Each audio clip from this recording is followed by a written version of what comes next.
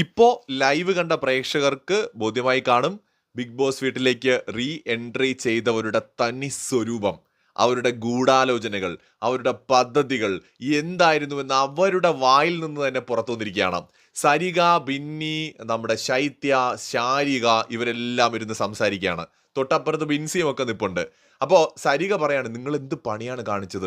ഇന്ന് ആദില ഇവിടെ വന്ന് നിന്ന് എല്ലാം പറഞ്ഞ സമയത്ത് അനുമോളെക്കുറിച്ച് ഓരോന്നും പറഞ്ഞപ്പോൾ ഞങ്ങൾ എല്ലാവരും കൈയടിച്ചത് നിങ്ങൾ കണ്ടില്ലേ? അതായത് ആദില പറയുന്നത് ശരിയാണെന്നല്ലേ ഞങ്ങൾ കൈയടിച്ച് അവിടെ കാണിച്ചത്? ഇതൊക്കെ പ്രേക്ഷകർക്ക് കാണാൻ വേണ്ടിയല്ലേ നമ്മൾ ചെയ്തത്? അപ്പോൾ ഈ സമയത്ത് നിങ്ങൾ ആ വീഡിയോ കാണിച്ചപ്പോൾ എന്തിനാണ് പോയിട്ട് അവളെ കെട്ടിപ്പിടിച്ചത്?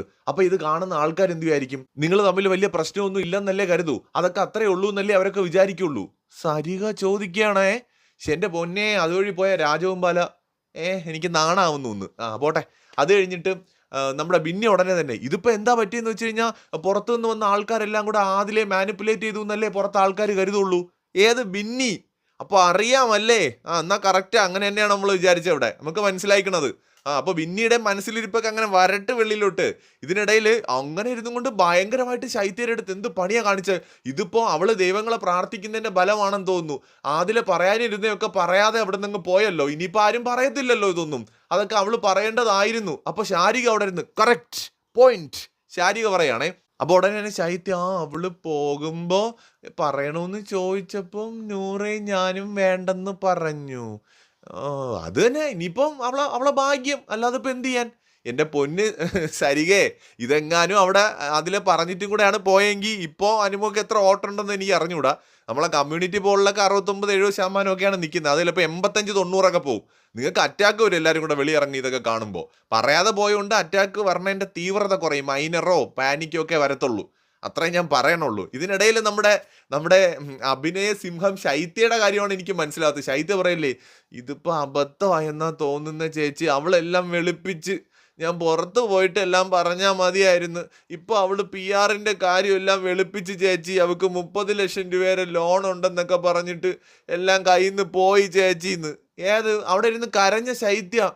എൻ്റെ പൊന്നെ, ശരിക്കും സംസ്ഥാന സർക്കാർ അവാർഡും അല്ല ഇനി കൊടുക്കാൻ ബാക്കിയുണ്ടെങ്കിൽ അതൊന്നാ ശൈത്യക്ക് കൊടുത്ത് വിട്. എൻ്റെ അമ്മോ, എന്തൊരു അഭിനയമായിരുന്നപ്പോ. ഇപ്പൊ ലൈവിൽ നടന്ന കാര്യങ്ങളാണേ. അപ്പൊ സരികയുടെ വക അടുത്ത കുത്തിത്തിരിപ്പേ.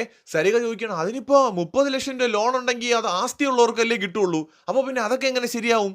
സരിക ഉടനെ, എൻ്റെ പൊന്ന് സരികെ, 30 ലക്ഷം ലോൺ കിട്ടാൻ അങ്ങനെ ആസ്തിയൊന്നും വേണ്ട. ആസ്തിയുള്ളവർക്ക് ലോണിന്റെ ആവശ്യമൊന്നും ഇല്ലല്ലോ. ഈ ലോണ് കിട്ടുക എന്ന് പറയുന്നതിന് വേറെ ചില മാനദണ്ഡങ്ങളുണ്ട്. വരുമാനം എന്ന് പറയും. വരുമാനം നിങ്ങൾക്ക് എങ്ങനെയാണ് നിങ്ങളുടെ വരുമാനമുണ്ട് എന്നതനുസരിച്ച് കിട്ടും. ഇപ്പോൾ 30 ലക്ഷം രൂപ ലോണ് കിട്ടണമെങ്കിൽ മാസം ഒരു 50,000 രൂപ 55,000 രൂപയൊക്കെ വരുമാനം വേണം. ഒരു ആവറേജ് 45,000 മുതൽ ഒരു 55,000 രൂപയൊക്കെ വരുമാനമുള്ളവർക്ക് 30 ലക്ഷം രൂപയുടെ ലോൺ കിട്ടും. ഒരു 25 വർഷത്തേക്കൊക്കെ കിട്ടും. നല്ല പലിശയൊക്കെ കൊടുക്കേണ്ടി വരും, എന്നാലും കിട്ടും. പിന്നെ ഈ സിനിമ സീരിയൽ ആർട്ടിസ്റ്റുകൾക്ക് ലോൺ കിട്ടാൻ കുറച്ച് ബുദ്ധിമുട്ടാണ്.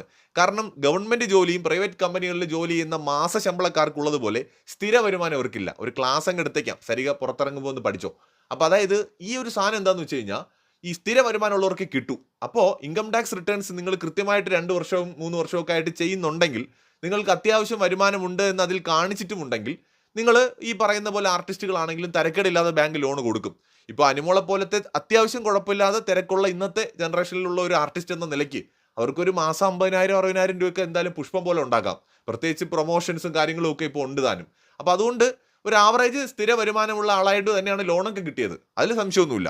അനുമോൾ എവിടെയും പറഞ്ഞിട്ടില്ല കടുത്ത ദാരിദ്ര്യത്തിൽ നിന്നാണ് താൻ വരുന്നതെന്ന്. ദാരിദ്ര്യം അനുഭവിച്ചിട്ടുണ്ട്, പക്ഷെ അതിൽ നിന്നൊക്കെ തൻ്റെ ഫാമിലിയെ കൈപിടിച്ച് ഉയർത്തിക്കൊണ്ടുവന്ന ഒരു ഫൈറ്റർ ആയിട്ടാണ് അനുമോൾ ഇവിടെ വന്നിരിക്കുന്നത്. അല്ലാതെ ഇപ്പോഴും വന്നിരുന്ന ദാരിദ്ര്യം പറയുന്ന ആളല്ല. പിന്നെ ലോൺ അടയ്ക്കണം എന്നുള്ളത് അവരുടെ ഇപ്പോഴത്തെ കൺസേൺ. അതിനാണ് അവർ ബിഗ് ബോസ് വീട്ടിലേക്ക് വന്നത്. അത്രേ ഉള്ളൂ. അവിടെ നിന്ന് കിട്ടുന്ന പൈസ കൊണ്ട് ലോൺ അങ്ങ് അടയ്ക്കാം. ഈ ആർട്ടിസ്റ്റുകൾക്ക് ഒറ്റയടിക്ക് 30 ലക്ഷം രൂപ കിട്ടാൻ ഇവരാരും മറ്റേ കുഞ്ചാക്ക ബോബനും മറ്റേ ജയറാമും സുരേഷ് ഗോപിയൊന്നും അല്ലല്ലോ കോടികളൊക്കെ പെട്ടെന്ന് കിട്ടാനായിട്ട്. അല്ലെങ്കിൽ മോഹൻലാലും മമ്മൂട്ടിയൊന്നും അല്ലല്ലോ. പാവപ്പെട്ട ചെറിയ ചെറിയ നടിമാരല്ലേ. സരികയെ പോലുള്ളവർക്കൊക്കെ ചിലപ്പോൾ ഒറ്റ എപ്പിസോഡിന്റെ ഷൂട്ടിന് ചിലപ്പോൾ ലക്ഷങ്ങൾ കിട്ടുമായിരിക്കും. പാവപ്പെട്ട പിള്ളേരാ. അപ്പോൾ അതുകൊണ്ട് എന്തായാലും അവർക്കിത് ഒറ്റയടിക്ക് ഇത്രയും പൈസ ഉണ്ടാക്കാൻ ബിഗ് ബോസ് പോലത്തെ പ്ലാറ്റ്ഫോംസ് ഒക്കെ ഉള്ളൂ. അവരവിടെ നിന്ന് എങ്ങനെയെങ്കിലുമൊക്കെ ജീവിച്ച് പോട്ടെ. അതായത് ഞാനൊരു റിസർച്ച് ഇൻസ്റ്റിറ്റ്യൂട്ട് തുടങ്ങുന്നതിനെ കുറിച്ച് ആലോചിക്കുന്നുണ്ട്. പ്രേക്ഷകരുടെ അഭിപ്രായം ഒന്ന് കമന്റ് ചെയ്യൂ. അതായത് കഷണ്ടിക്കും അസൂയയ്ക്കുമുള്ള മരുന്ന് കണ്ടുപിടിക്കാനുള്ള ഒരു റിസർച്ച് ഇൻസ്റ്റിറ്റ്യൂട്ട് തുടങ്ങാനായിട്ട് ആഗ്രഹിക്കുന്നുണ്ട്. ഇൻവെസ്റ്റ് ചെയ്യാൻ താല്പര്യമുള്ളവരൊക്കെ കോൺടാക്ട് ചെയ്യൂ. കൂടുതൽ അപ്ഡേറ്റ്സുമായി വീണ്ടും വരാം.